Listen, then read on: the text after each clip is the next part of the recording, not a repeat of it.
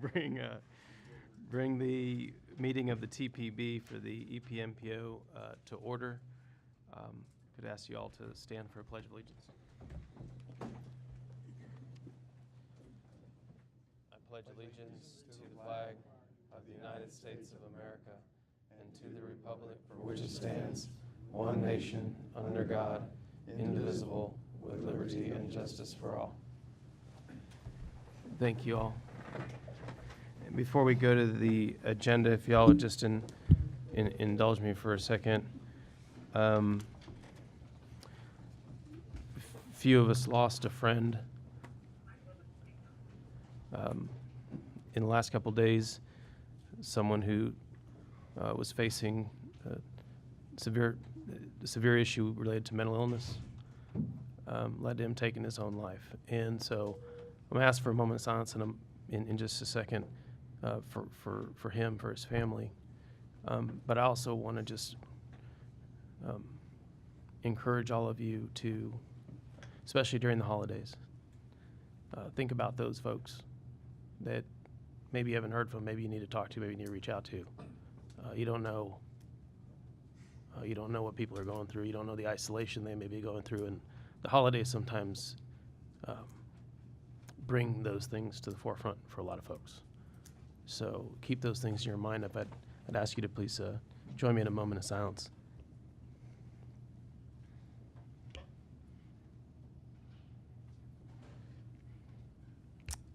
Thank you.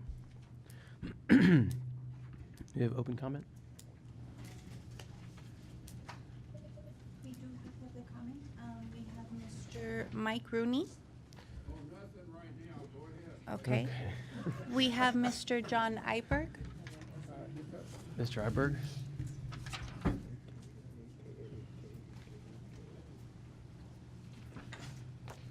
Buenos dias. Good morning, all. It's very good to see all of you doing such a good job this morning.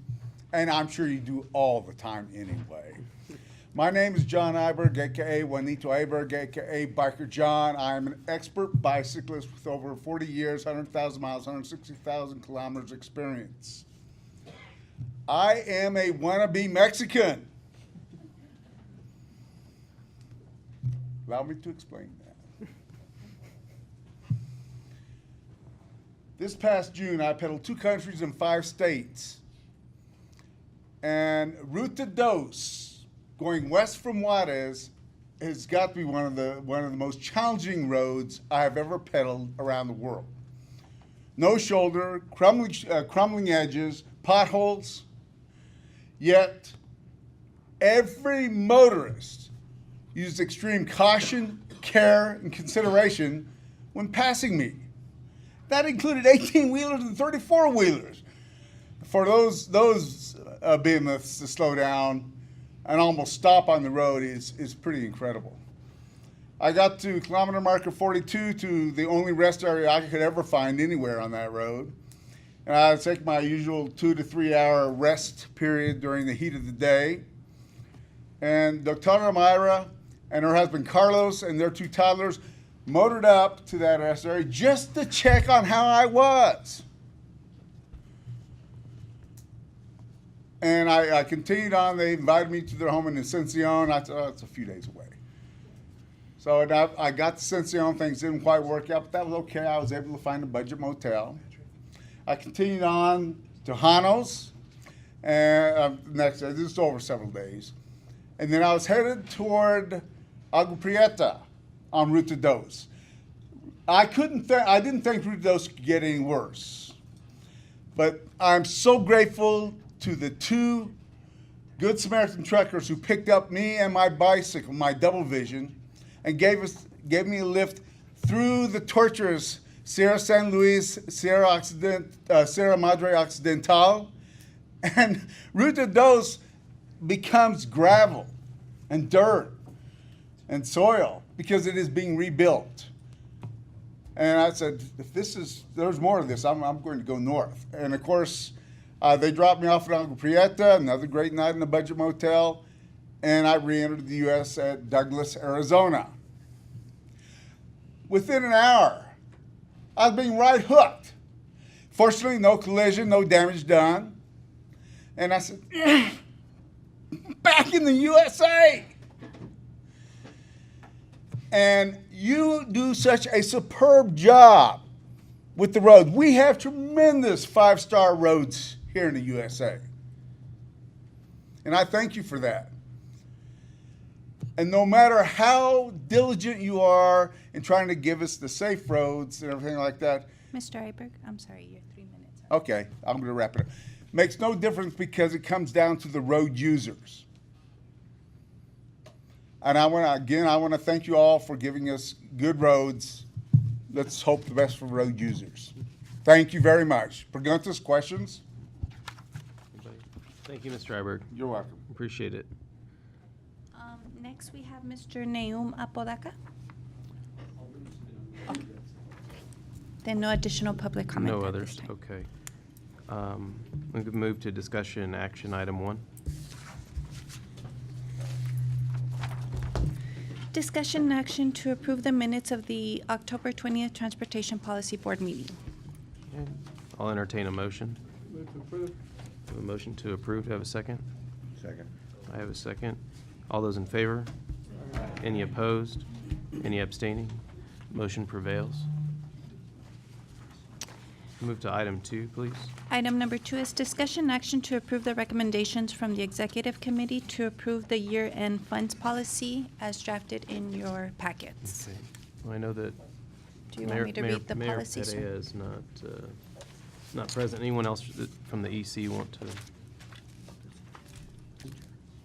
Vice Chair. Mayor Moore, who's the vice chair. Mayor, did you want to? It kind of speaks for itself, but I don't, did you want, okay. Anybody else from the EC want to comment on this? This stems from a conversation we had a couple meetings back related to year-end fund balances and what kind of information are we putting out there when people want to then compete for, or, plug other projects in to utilize those funds. And I think there was a question about, how we do that. Is there a uniform policy? There really wasn't. There was also, though, if I recall, there was a concern about being a little too rigid with that because these are dollars that you need to kind of move quickly with. So we have the draft policy in front of us. It reads, upon reconciliation of federal funds, the Transportation Policy Board shall identify projects in the TIP eligible for programming funding balances in respective federal fiscal years. Mike, do you want to walk through exactly what that means in terms of all of our entities and how they would address those year-end fund balances? So effectively, what this policy does is that it will restrict the capability of any agency, whether in Texas or New Mexico, to come before TPAC and the policy board and ask for federal aid for projects that are not in the TIP. So if you have a project 2 years out in the TIP, you have the capability to accelerate your project if, upon reconciliation, the dollars are available. But ultimately, the experience here is that there have been cases where TPAC and the policy board have approved projects that were not necessarily in the TIP to move forward for federal aid. The cautionary note there is that there may be an inability from the agency to let this project on time. So ultimately, what we try to do is ensure that federal fiscal dollars are utilized in that same fiscal year. Did we have any questions? And does this satisfy some of the concerns that we had stemming from that? Talk about what the concerns were, so we can kind of refresh people's memories on that. Sure, I think the issue was whether the information about these funds being available or year-end fund balance being available, whether it was how it was disseminated was the same. I think in the instance that I recall, there was a question about whether information was getting out properly about these, so that if people, like if the city or the county had a project that they wanted to roll in now that they were available, were we doing our best as a board to make sure that information was kind of uniformly out there? I mean, obviously, it's still incumbent upon all of us, depending on whom we represent, to keep an eye on things like that. But we wanted to make sure that there was kind of a level starting point when we had year-end fund balance. I don't know, I'm kind of cobbling the whole thing together. I don't know if anyone else had any other thoughts on that. Any questions? Could there be reports that are done with regard to what's going on with the Transportation Policy Board on a regular basis? I mean, I'm new on this board, and so there's, and I was just telling somebody a few minutes ago, I mean, there's just so much information that you have to take in order to try to understand it. Mhm. And so to me, it's kind of important knowing exactly what is taking place and potentially to get reports as to what is going on, for instance, with the Transportation Policy Board. Is that something that could be considered, or is it something that's possible to add on the agenda, and so people will be aware of what's going on? Well, I mean, I think that the staff at the MPO makes themselves available. If there are questions, I would encourage you to reach out to them. What we've tried to do recently, particularly in relation to the development of the MTP, is to be proactive in terms of reports going out, but also asking, if you have issues, if there are things that you need assistance with, making sure that, making sure that the staff was available to answer those, to sit down with you. And I know there's a lot of people around the table that have asked Mike and his staff to sit down, in a meeting here if they had particular questions. That goes on. That's what I would encourage people to do. I think that's probably the best. And I would say this: if you have an issue and you're not getting the answers you need, then obviously, yeah, we need to raise that. If the communication's not coming back from the staff, then we need to know that too. But I don't think that that's been the case. But if it is, you just let us know. That's what. Yes, sir, Jay. Yeah, just a question, Mike. What is the procedure then if there is additional funds available? How do we keep those funds alive if it has to be the next year of projects in the TIP that would be eligible for that money then, or how do we interject a different project? Well, I think that for the most part, just to remind everybody of the federal rule, is that tips that are projects in the tip are the priority for the region. So they're supposed to be coming from the outer years of the long-range plan. And so ultimately is that, if you will, we're grooming a project for construction, or if it's a roadway project or whatever it is.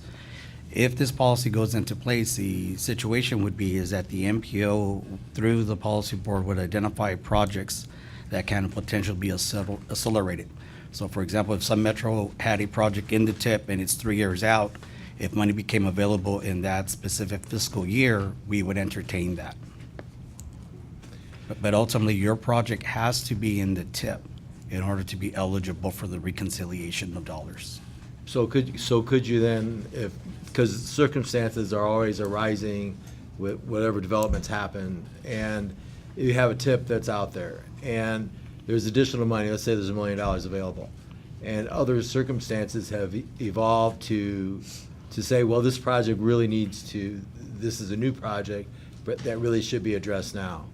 That wasn't available or didn't know about a year ago, let's say, or when the tip was first approved. Can you then say you'd like to amend the TIP, add this project, and then assign that money to it? Ultimately, this policy In one would second. prohibit that. Pardon? It would prohibit that. It would prohibit that. Yes. Chairman? Yes, sir. I wasn't in on the latest discussions on this, but the whole purpose of this policy is to get away from throwing projects in at the last minute that can't be pursued in a reasonable period of time. If it's not in the tip, you can't do it. Yes. Question, how much money are we expected in the next fiscal year to have extra, or that I mean, it depends on the fund. Do you I want to mean, just talk I think specific-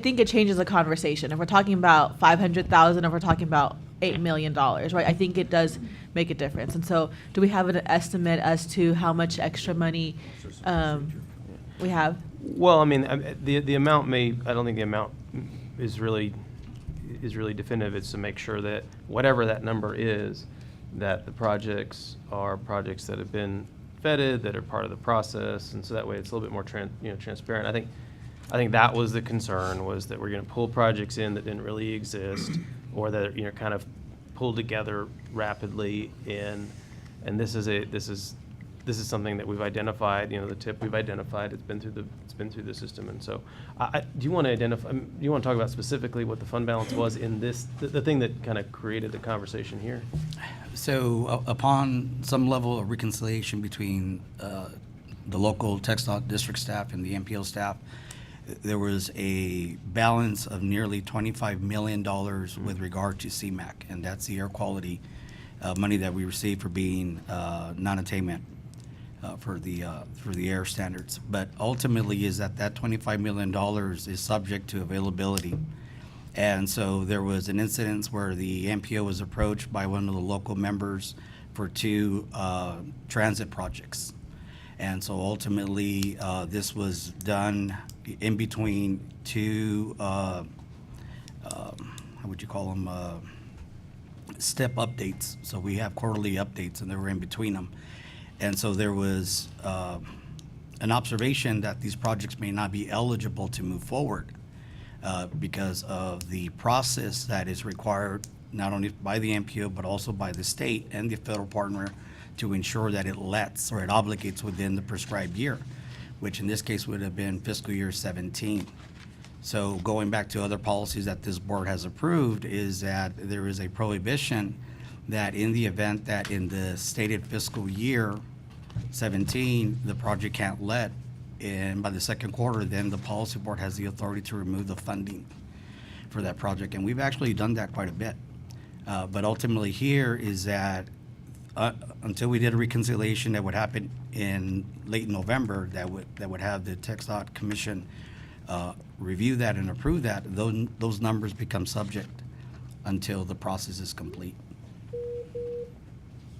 Yes, sir. So then there won't be a call for projects anymore if there's additional money. We have to just go, what is in the tip for the next 5 years or 4 years and accelerate those projects? So ultimately, if they're under the reconciliation clause here, is that the MPO would identify projects to recommend to the policy board for acceleration. So why can't it be that you just do a call for projects? Like, and not do what you're talking about happen, but if there's additional money, just do a call for projects.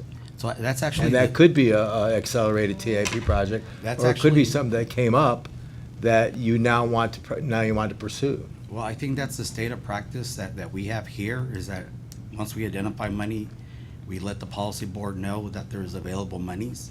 The danger in our observation is that in the event that a project cannot let, the tendency is that the money won't move with the project. And here, if we have roadway projects that are subject to conformity that won't be open within a prescribed time, we face a conformity lapse. But again, it's up to you all to point the direction. Chairman Pickett. Mike, if the goal is to keep projects from being recommended, voted on because we like them, but technically they're not ready to let, then why don't we work that way back? Why isn't our reconciliation of federal funds just not able to use for a project that can't be let during the tip? Because that answers the question that Jay brought up. If there is something, because let's go the 25 million. What do we do with the 25 million? We don't want to lose it either. Right. So what you're saying is the problem has been, we've identified 25 million. People find out, hey, here's my project. I want part of that 25 million. We've been approving that project to be accelerated when in actuality it can't. That's the problem. So why isn't the policy just, we don't accept projects that can't be let during the tip for reconciliation funds? Yeah. Because then it opens it up to whatever is out there that can be let, and let that be the benchmark. If you want to go after the reconciliation funds, your project has to be able to be let during the tip. Right, so again, the process here is that projects are identified in the long-range plan, which is the MTP. Right. Then they funnel their way into the tip.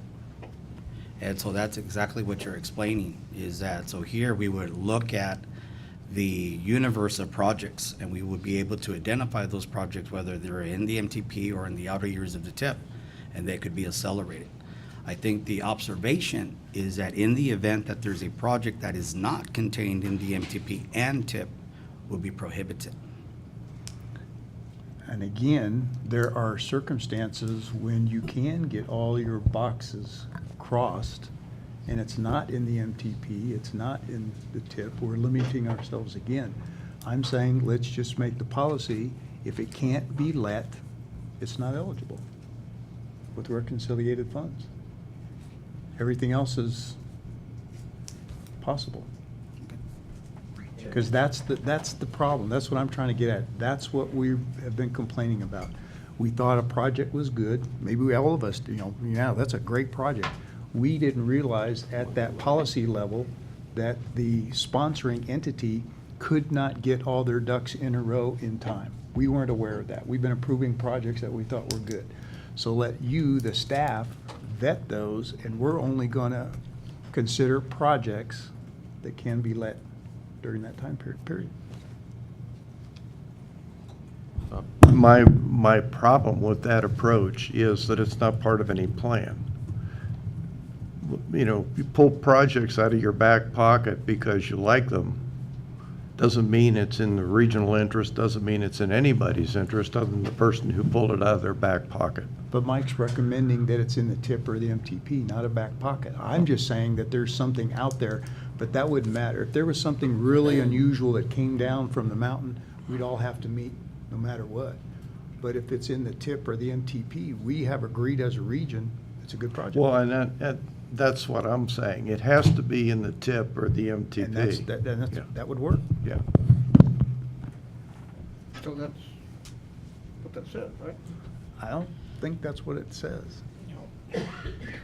That's not what it says. Is that here, that it's very specific, that your project would have to be in the TIP. We can't pull it forward. So Yeah, you wanna amend because it. if it's not in the TIP, it probably hasn't been developed to where it could be let. Correct. I mean, that was part of the thing, that if you're not working on it for the next 4 years, how are you gonna get it done within a year? Unless it's one of your maintenance projects.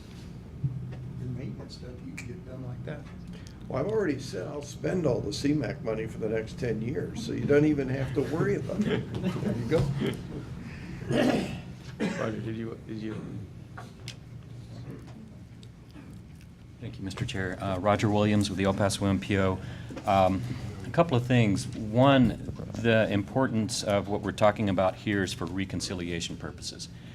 And the reconciliation of these funds that we're talking about are based on, for example, right now what's happening is we're reconciling 2017 to 2018. Okay, well, the federal fiscal year, we're well into it already. And we're talking about monies that have to be used in this instance in 2018. By the time those funds are reconciled in November and you're able to get a project approved and through this process, you then have to go through the STIP process, which is in February. You can submit in a February STIP revision. By that time, you're getting close to May. And to get a project let or approved and get all the things that have to happen to actually get that project authorized, you don't want to be bringing a project in that has not gone through any development and the process and getting that project so that it can actually use those funds that are in 2018. And Representative Pickett, what you're talking about, I think, in the case, what we do here at the MPO, we also have a project readiness report. So if there's projects that are not ready to let, we bring those forward to you and we let you know that you have projects that are in this current fiscal year that are not going to be able to move forward, and action needs to happen to move those projects to another spot or whatever that action might be based on policy that's already been approved by the MPO. The importance of, in this case, is the reconciliation. We're right now waiting on getting the final numbers from TxDOT, and it won't happen until the end of November. Staff is probably going to be getting with the district here in the next couple of weeks to find out what that amount is. And yes, there are quite a bit of funds on the table right now. So by the time we're able to find out what those final numbers are and bring them back to you, we're already in December or January. So if we adopt this policy or a form of this policy, we're wanting the reconciliation funds to be minimal. Right now, you're saying it's 25 million. So what didn't we do? What didn't we see And on the that's- horizon that got us in the $25 million That's the other- reconciliation balance? That's not a good thing. No, This that's is not, a and good that's thing. the other side of the coin, is there are monies, and we find out, for example, that $25 million, and at this point, in other funding categories aside from the CMAQ that we're talking about, when reconciliation comes along, there's adjustments to the federal funds that we didn't know were coming. And luckily, in the past few years, that's been in the positive, and we find out that we have additional funds. Those funds, though, are getting very difficult, and it is of concern, is that you have all of these funds on the table now, and you don't have time in the current year where you did the reconciliation, that those funds can be spent, okay? So we do realize that there's that issue. The problem is, do you have projects that you can get ready? And if you're going to have a call, that's a very time-consuming process as well. So we do realize that problem as well. And I'm looking at preliminary numbers, and there's going to be a lot of money in several funding categories that do come up here in this So just your reconciliation. opinion as the numbers cruncher, what gets us the biggest bang for the 25 million buck? Do we, as it's written here, because I'm still trying to understand exactly what this says. It says here that the TPB shall identify projects in the TIP eligible for program funding balances in respective federal fiscal years. All that tells me is nothing can move. Well- So what happens with the 25 million? Yeah, well, you need projects that are in the TIP that have already begun that process of development that we, along with the entities and the district, can identify. And if you can find, and in the case of the 25 million, it's very difficult because it's CMAQ. And CMAQ, we, not just the El Paso area, but all the non-attainment areas have a difficulty in spending those funds. So why didn't we rank stuff and over-program the CMAQ? Well, we can over-program it. Prior to that, we didn't know if, for example, if we go in with more money or projects than we have money for, then we're not going to get approval of Well, that we either. talked about this before. Over-programming is probably a little harsh, but we should have projects in the MTP Yes. that we and- know that we can bring forward. And that may be the case. In some cases, and some entities may already be developing those projects out there. For the most part, though, the entities don't normally have a lot of those projects sitting on the So shelf yet. regardless of a vote today on the policy, what's going to happen with the 25 million? Well, Are we going to just find something at the end, and no disrespect, Jay, we're just going to buy buses? Well, if, within the preview of the TIP, there's hopefully projects that we know that the entities do have that they can accelerate. They're big ticket projects or maybe multiple smaller projects. The difficulty is, especially in this case with the CMAQ, and finding projects, unless you're looking at projects that we know that, like buses and whatnot, that can be. But for the way this policy was crafted, I think, it was trying to find projects that at the last minute, whenever you know you get money, that you can put something on a project, you barely have enough time to do it. We're just talking about the reconciliation, okay? There's other things that can happen about those funds that require more work that's outside of this preview, to say, what if those funds that are sitting there in that fiscal year, we don't have an idea how to spend them? Perhaps there might be a way, like we've done before, where you flex over some of those funds to something else. Didn't we get approval to flex some funds already? We have, and it was CMAQ that we did that And with. the commission isn't going to keep doing that though either. Right. That benefits us, but other regions start seeing that, they're going to Absolutely. start grabbing that CMAQ money. We can't Absolutely. keep flexing Yeah. it either. But I'm not saying that you can't bring projects in from the MTP. If you do have projects that are out in the MTP, that is a possibility. The chances are less, though, that those projects are going to be to the point where you can move them forward. I've got a question. Mayor Representative Pickett, how would you amend this language? Well, just like I Would you make an Said- amendment to this language? I would include something somewhere that just says that it has, could be let. that it is that it can be let. because it still opens up the Okay, door. why don't you make for- the amendment on It it? opens up the door for the unknown. That- Make the amendment. It's just that the project, upon reconciliation, projects in the TIP or MTP, I would include or MTP, as long as it's able to be let in that time period. Okay, were you wanting to make I do, well, no, I have a question, because Okay, I sure. mean, along those lines, I think, I mean, I agree that it should at the very least be included in the MTP, because when we adopt the TIP, the reason we adopt the TIP versus the MTP is because the projects within the TIP are fiscally constrained, are they not?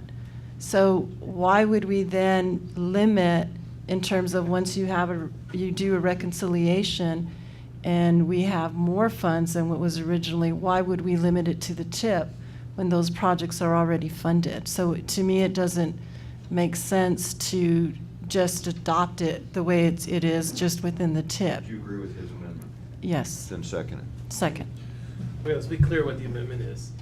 Upon reconciliation of federal funds, TPB shall identify projects in the TIP or MTP eligible for programming funding balances in respective fiscal years.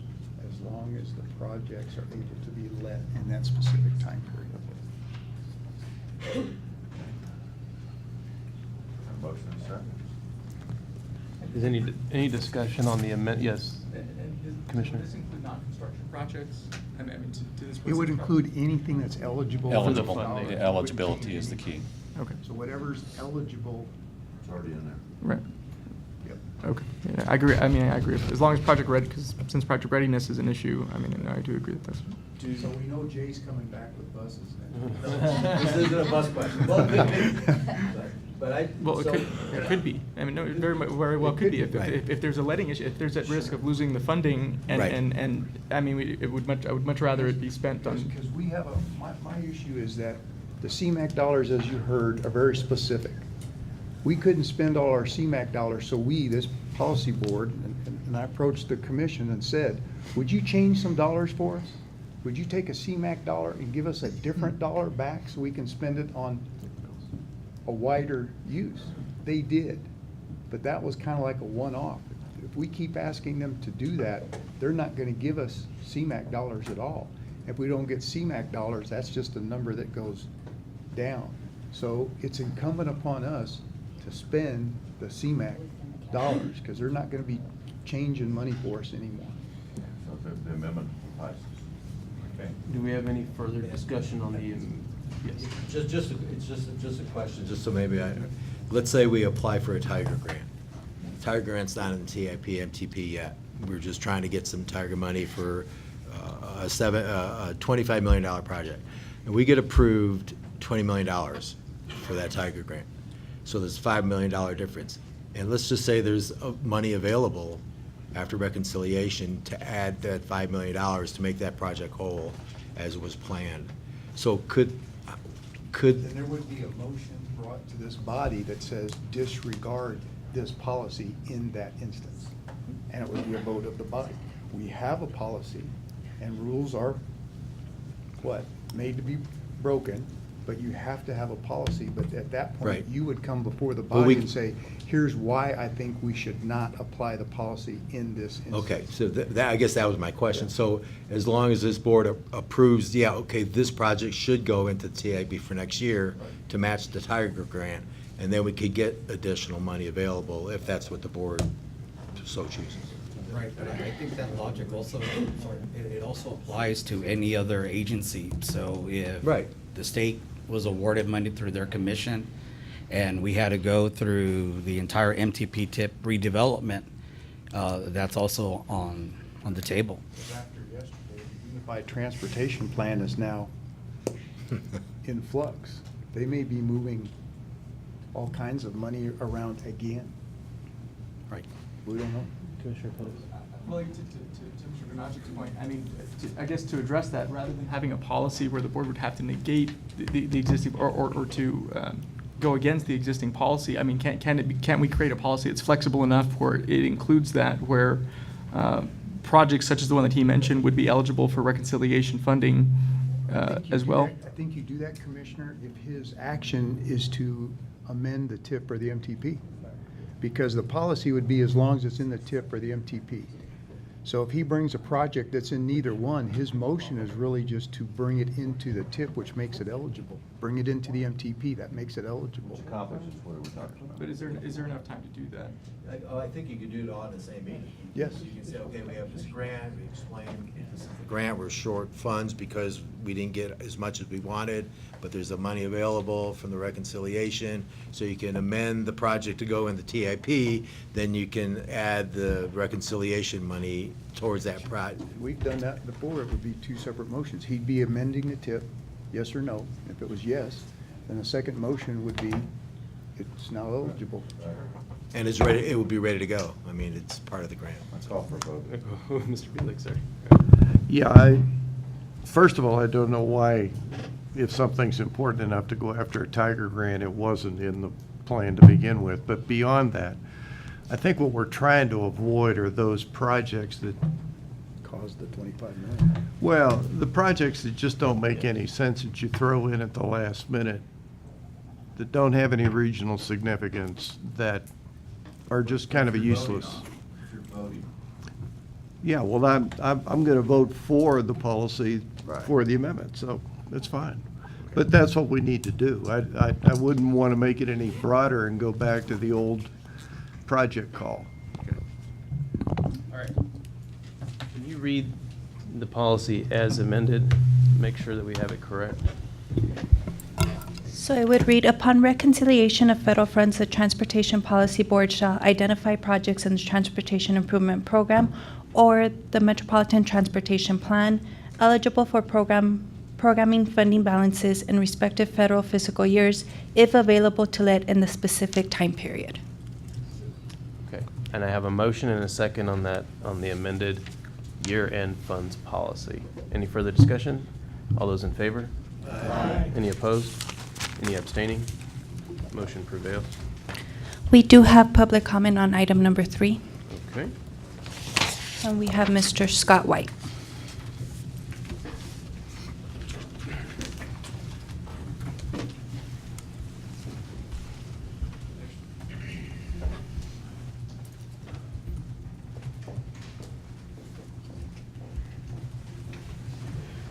Good morning, Policy Board. I would like to thank Mr. Pickett for his comments suggesting that we need to be looking at more CMAQ funding and getting it spent. Of course, you know what I'm going to say. I'm going to say let's make it for walking and biking, but I thank Mr. Pickett for putting that idea out there in the first place. Thank you, Representative. All right. Anybody else I'm want to sorry, thank? we don't anybody have else wanna quorum thank right now. Chairman Pickett? We don't have quorum. No, we don't. We don't have quorum? Oh, Yeah, we do. All right. now we do. Okay. Sorry about that. You're not allowed to leave, Jay. Okay, item 3.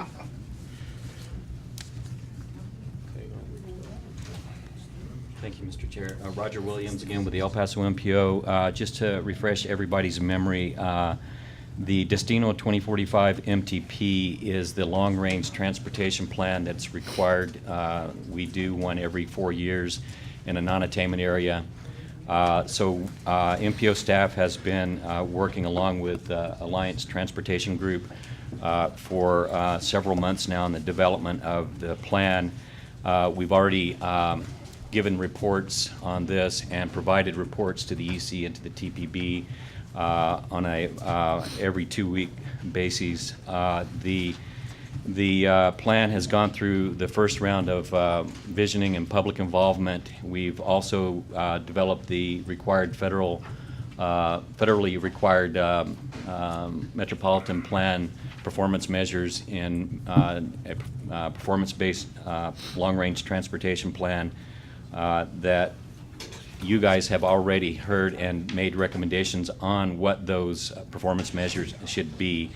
So now we're in the process of developing the project list and the financials. Also in your packet is a needs assessment that is still in a draft form. It has several items in there included now: the demographics, the environmental justice, the roadway safety, ports of entry, freight operations maintenance and interregional passenger transportation. We're still working with Alliance Transportation Group in developing the transit and the active transportation sections of that document. There's a lot of good information in there. What will happen is that will be moved into chapters of the plan itself. I hope you've had a chance to look at it. I believe Alliance is here with us on the phone, and if you have any questions, they would probably be the one, as far as the needs assessment goes, to ask those questions of. And if you don't have any questions on that, I would go ahead and move us now into the development of the projects and the work that's been going on at the TPAC level. We've had 4 TPAC meetings, special TPAC meetings over the course of the last 3 weeks. We also yesterday had a MTP development workshop. All of these have been very active, a lot of good discussion, and a lot of work has actually taken place. And they've produced up to the point what we can, I think, do with the resources that we have identified. So, just to get everybody on board as to what that process was, is that the MPO developed a roadway alternative a few weeks back, and we presented that to Policy Board, and it's also been through the we've modeled those projects. We've as far as detail coding additional projects on top of that alternative, we're in the process of doing that now. In other words, we came back with a starting point, and then the entities followed through with what the MPO had recommended, which was based on performance measures as required for us to do. And the first alternative that we presented was not fiscally constrained. It was still about $600 million in the red. And the projects changed pretty quick. We, in particular, received a lot of projects from the district, regionally significant, very important projects that meet the requirements that we all, I think, at the TPAC level agree are necessary for the region. This included TxDOT's 10-year plan that we've had this discussion before. It also includes a couple of very important projects that we have identified, such as the Northeast Parkway and the Border Highway East extension and elements of that.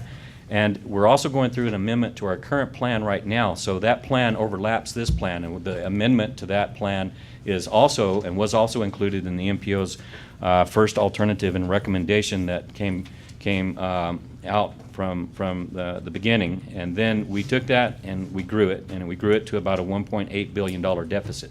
In other words, we have a lot of more projects that came in, but we didn't have revenue.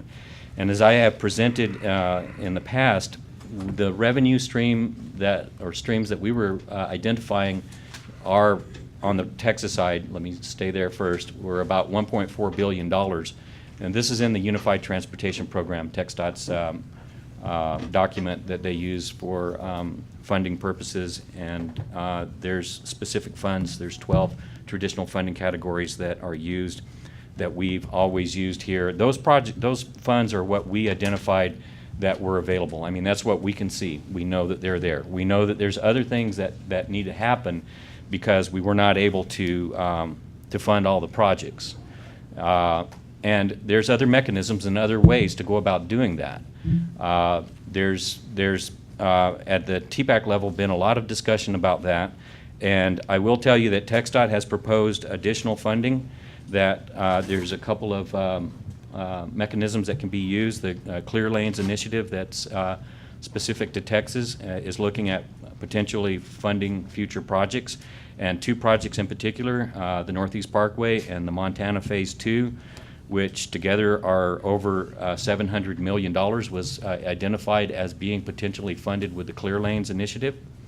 And there's been Rider 11B funds that have come into the region. These are specific to border regions. And what we do when we're looking at forecasting out in the future, we look back in the past. We look at what's happened previous. And we can look at the Rider 11B and we can see that there's been allocations to the region, and we can make expectations, and the district proposed that we did. So we took $180 million from Rider 11B, that's $20 million a year for 9 years. Outside the tip years, we didn't want to propose anything inside the tip years. As we've had this discussion here, there's a difference between the tip and the MTP. When you're talking about the tip, you're talking about projects that are funded and going through that process. We know they're developing, and their monies attached to them are specifically identified. And the MTP, we don't, it doesn't quite have to that degree yet. So we forecast outside the MTP those funds. TxDOT also came back and looked at what they've gotten historically for Category 2. And then we said, okay, we averaged that, and we were able to say, well, if we keep getting the Category 2 at this rate, there's $428 million that we were able to also put into this plan, because we looked at where it's at in the UTP right now, and we said, well, if we just keep doing that, following that trend, then we can assume that those Category 2 funds would be available. Another mechanism that we looked at was the toll revenue that could potentially be generated from the Border West Expressway. And we got a number from TxDOT through the RMA that would be potentially for the first 10 years only, because the understanding is that for the first 10 years the revenue would be available. After that, the monies that are generated from toll would go back into the maintenance of that project. So we made some assumptions on which came out to approximately $50 million of toll revenue. As of yesterday, we looked at a couple of projects. Now I know you guys have in your packet, you have the report that was sent to you a week ago, and this is constantly changing, so you don't have all of this information. Also, the project list that you have, we can provide you with an updated project list if you want us to hand it out. It has changed as of yesterday. The revenues have changed. But since yesterday, when we started looking at some of the projects, we realized that there's a couple of railroad overpasses on Montana and on Missouri that are very important, that we understand is potentially going to be an agreement with the district and UP for some Category 6. Department and UP, not district, UP. Okay. And that would be some monies that we could potentially look at. So we made some assumptions on that as well, so that funded those projects. So with that said, what we were able to do at that point, and I'm just staying on the Texas side right now, we're still about $461 million short of being able to fund all the projects. We think those projects that we have identified are important. It's in that year where the $461 million deficit is at, there's about 15 projects, 13 of them are TxDOT projects. So it's not just the TxDOT projects that are causing the problem, and it's not all of the TxDOT projects. I mean, it is all of the projects together that are causing that problem. But I will point out that the I-10 project to add a lane from Executive to Dallas and to provide frontage roads and portions of that roadway are there. It is there, and it's a $635 million project by itself. Border Highway Phase 2 East Phase 2 is in there, and that's a $115 million project. So you're looking at approaching an $800 million figure with two projects there, and we are $461 million short right there in that specific place. So what the work group, which is made up of TPAC members mainly, at yesterday's meeting have come to a point where it's like we don't have any other direction to go as far as how to fund these. We've looked at these assumptions that we're making, and we're saying, well, okay, from what I'm hearing is that that's all at this point that we're able to assume, and all of these projects are important. So we're at a gridlock. We don't know where to go. So I will real quick, and anybody can jump in at any point and ask questions. I guess, let me ask you, Roger, is that, my opinion of this is that this is truly a long-range plan.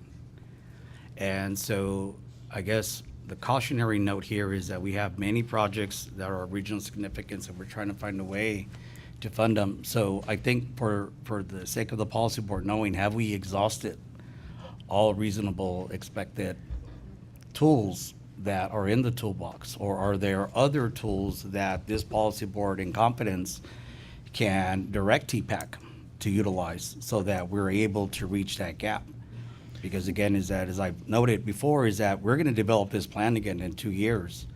And I wanna make sure that as we move forward, you know, because I think December is a crunch time for us to start modeling and all that good stuff.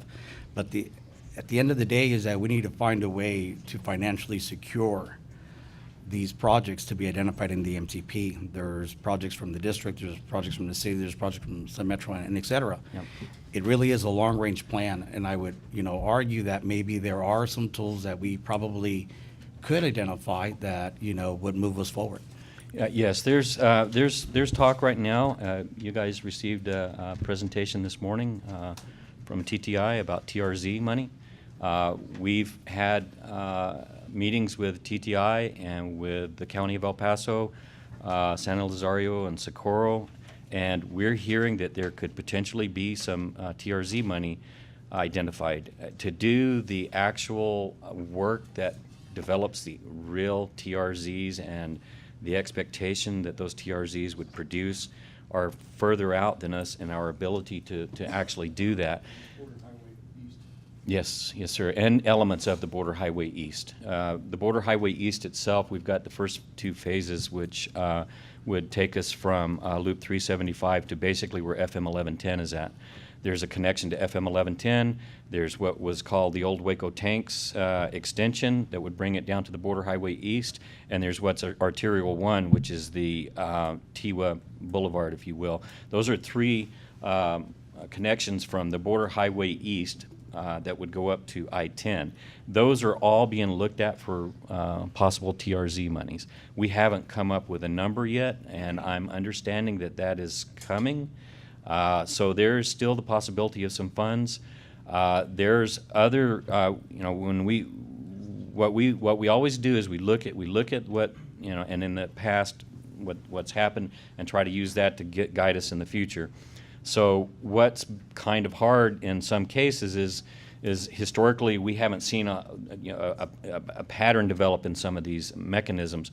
But I think there are some areas there where, for example, if we're expecting, or I should say the department here in El Paso is expecting that there might be some monies coming through what's going to fund some of these projects that are actually in the plan, maybe we could make some assumptions on those, which we haven't really done altogether yet. So, Mike, let me just say, Eddie, what did we get in category 4 just this year? It was 121 million, correct? That's correct. And that's connectivity, corridor funds, and whether we get $121 million a year or whether it's 80 million one year and 100 million the next, over the next 4 years, we could probably figure that's going to give us.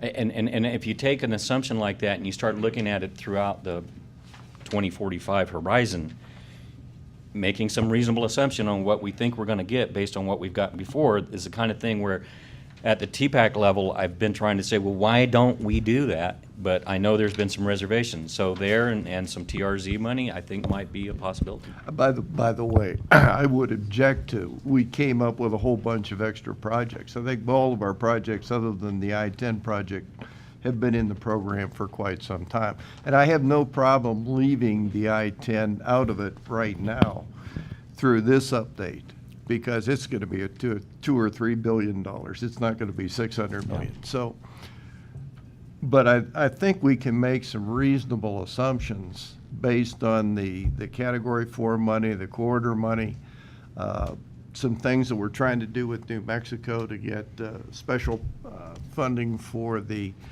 Northeast Parkway 404 combination. That are real. I mean, they're reasonable assumptions based on what's happened in the past. So, Right. So I guess just to add to that, Roger, is that you know, obviously as you were labeled the number cruncher, is that what would you recommend to this moving forward for TPAC because, obviously a lot of us have experience in developing MTPs and TIPs. And going back is that this is a long-range plan. This is something that we'll do in another 2 years. And we need to have some level of flexibility to, every member agency, to include the policy board, that the expectation of reasonableness will pass the federal test. Absolutely.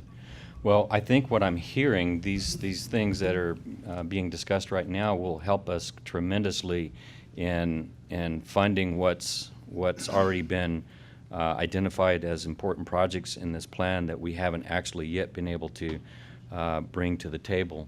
So that, and if, what I'm hearing also, if that I-10 project didn't have to go, I don't want to have to do that. I wouldn't want to do that. But that's a big ticket item right there. But if we find funding mechanisms through Category 4 and Category 12 that we have not identified yet, and the TRZ, if there's any TRZ money that might become available, I think we're getting very close to being able to do what we need to do. It's sort of the point where, I feel like we need to make that next leap to get to that point, and we haven't been able to do that. Let me just clarify one thing. I said the I-10 I'm not too worried about. I just want a little bit of money in there. And the reason for that is very simple, folks. I can't work on the schematic, I can't work on the environmental if we don't have something in the program. And I think that's a very excellent point, and the challenge has been here where we know that there's X amount of federal aid. But the requirement at the federal level is that in order for, in this case, the district to work on these documents, they have to be in the MTP. Put your 25 million in CMAQ into that? Well, unfortunately, and it's been, we've thought about that. There's a lot of money that's in the TIP, but it's not money that we can use over here in the plan, okay? And I guess for the most part, Roger, I understand that this is not an action item, but, can't we, as MPO staff, just make another recommendation to TPAC in terms of financial estimates? Well, yes, I think it's important that we understand the MPO is a coordinating agency. We don't really come to the table. We administer some funds. We don't bring any funds. We don't implement projects. We coordinate with the entities that can help us develop those reasonable expectations. So if we can get with the district and the entities that are looking at TRZs and help them, guide them so that they can identify some reasonable funding expectations, then I believe we can come back and take care of this, what needs to happen to get a fiscally constrained project list. And that's very important because, and I didn't put the schedule in your packet, but you've seen it, and we can provide it to you. But we're in a position right now where we need to, by the next TPB, assuming we have one on December the 15th, have a list to you so that you can approve it, and that list is what then goes through the public involvement process. It's what we develop as far as the performance measures that we identified, and then we're able to also demonstrate fiscal constraint. And I mean, once we pass this hurdle, we're pretty well home free. I mean, this is where we're at right now, where if we can't get past this, we're going to have real issues. So, yeah.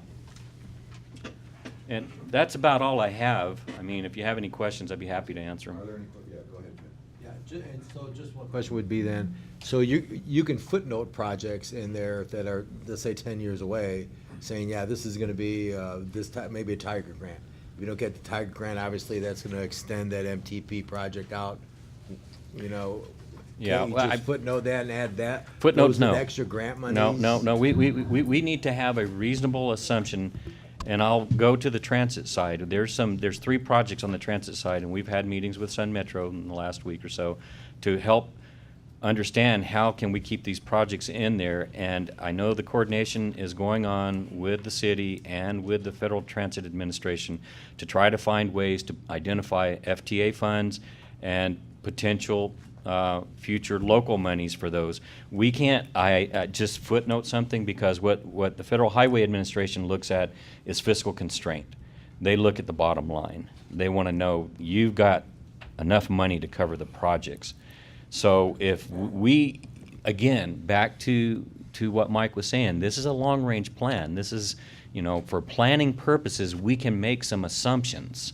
They're not, specifically identified to the point where we know that those are the funds, but we can assume that that's a good, reasonable expectation. That's what we need to be able to do, to include on the FTA side, or the transit side. Sometimes though, if you don't have that in your MTP, when you start applying for grants and you say, Right. well, it's not in the MTP, it That's- always asks you, is it in the master plan? That's And if absolutely right. it's not in there, then that is They- one strike it's- against it. Is it the horse or the carriage that comes first? I mean, you have to have it in your plan, but you haven't identified the money yet, but you still have to have it in your plan. So you have to make some assumptions. And if you can get it in your plan, those assumptions can get you real money.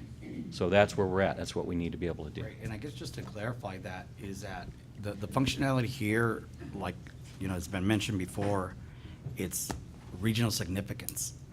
So we're putting in projects as a subject to regional significance, not subject to financing.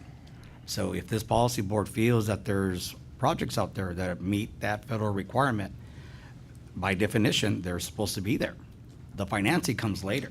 So going back to your point is that if there is a way for us to identify a potential federal, state, or local source for that regional significant project, I mean, we're here to help. Okay, are we ready to move on? All right. Yes. So just to, in a nutshell, are you saying that you're going to go back to TPAC and identify additional dollars? We're not culling any projects. We're saying we've identified sources, because ultimately, it's not TPAC, it's the feds. So if we go to them saying, here's our plan, here's where we believe the money's coming from, and if they believe that, we're solid. We should be. So you were presenting to us that you've decided there is more to squeeze out of that rag, and that instead of, and again though, what about our requirements to vet and make sure the projects that we are putting forward are the priorities? A couple of things going on there. The 10-year plan coming from TxDOT has gone through a project prioritization already, and that has identified regional priorities.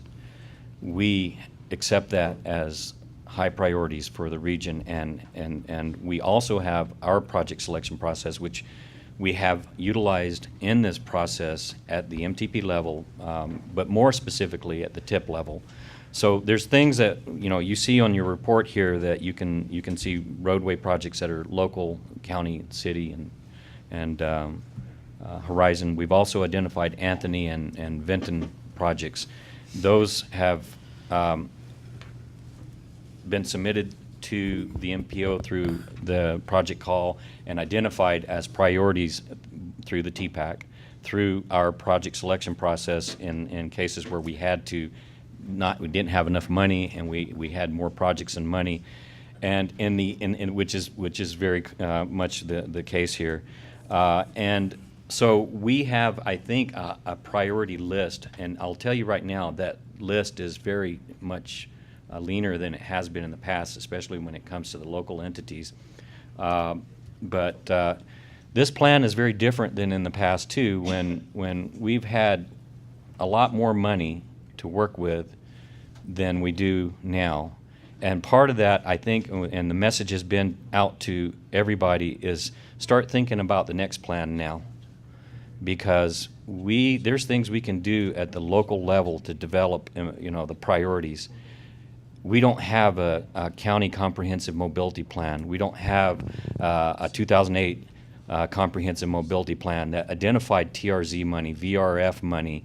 It leveraged state funds. It did a lot of these things that we are not able to do and haven't been able to do now. I think we do have the priority projects. I think they are the main projects, the major projects that are for the region, and like I said, less than we've seen for the local entities. But the local entities have come forward with their what they consider their number one and high priority projects. So I think from here is that certainly I'll direct staff to provide that type of information to TPAC and of course the EC and the board members so that we try to identify those funding sources. I can't help but escape the irony of having to have a fiscally constrained program requirement given to us by folks who are $20 trillion in debt. You're out of order.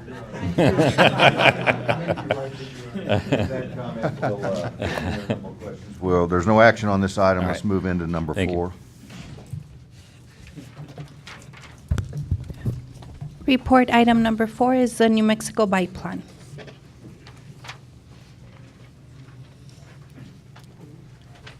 Good morning, Jolene Herrera with NMDOT. I'll be quick, I know I'm last. So I just wanted to announce to the board and to the public that the NMDOT has contracted with Bohannon Houston and Ulta Planning Consultants to do a statewide prioritized bicycle plan for us.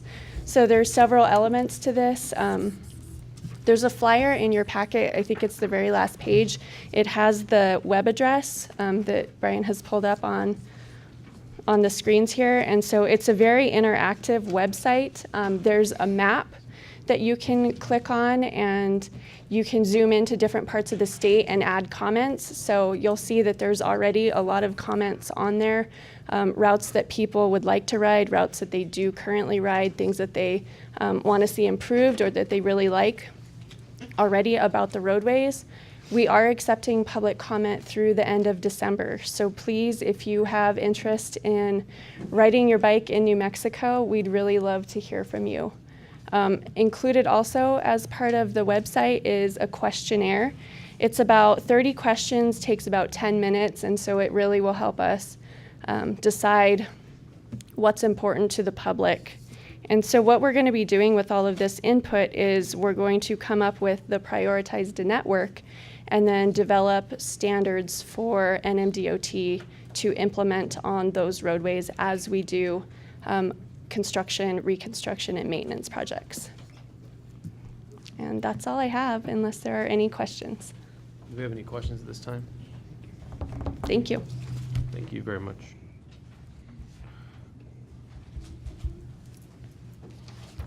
Do you have anything? And the next meeting is scheduled for 9 a.m. on the 15th of December. And are we working on another training for that meeting? Okay, we're trying to get everybody as up to speed as we can. What's the deadline again? Just remind everybody. It'll be January 28th. January 28th is the deadline to have your 5 hours in. You've gotten 2 from us. You'll get the 3rd one in December and the 4th one in January. So I think we can send out you just got to get one more out there. I know you can do it. Send out a reminder to everybody and where they are at, if you don't mind. So that way people can kind of, maybe during the holiday, you can cozy up by the fire and watch some transportation videos. Any announcements? No? I'll entertain a motion to adjourn. So moved. You have a second? All right, all those in favor? Any opposed, any abstaining? It is now 10:37, this meeting is adjourned.